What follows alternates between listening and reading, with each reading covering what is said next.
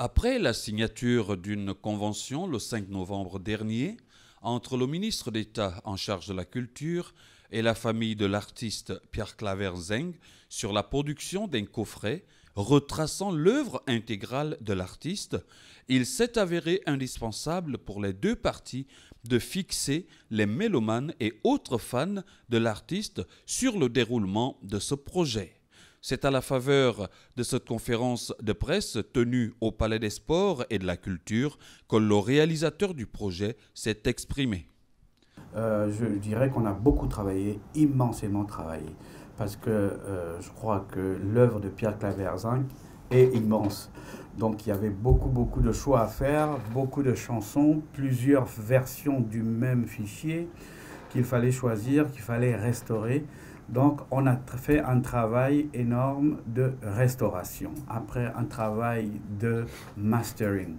Et nous avons travaillé sur tout ce qui est packaging, c'est-à-dire pochette, livret et tout ce qui va être à l'intérieur. Donc nous y sommes déjà.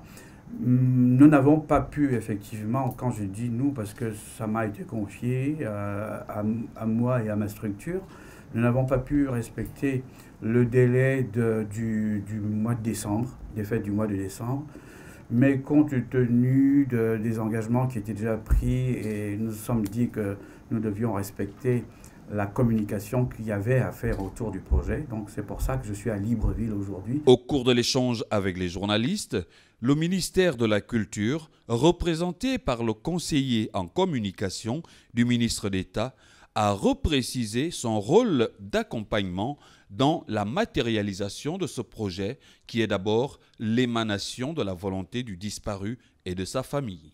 La famille a été présente durant l'hommage et la famille a voulu matérialiser ce rêve de Pierre Claver Zeng.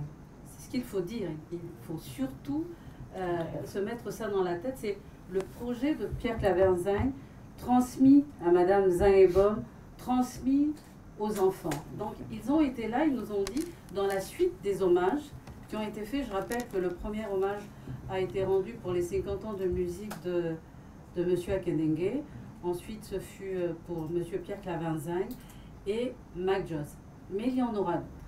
Je peux d'ailleurs vous dire que le prochain, ce sera Hilarion Guémard. Voilà, ça va vous faire un peu de contenu.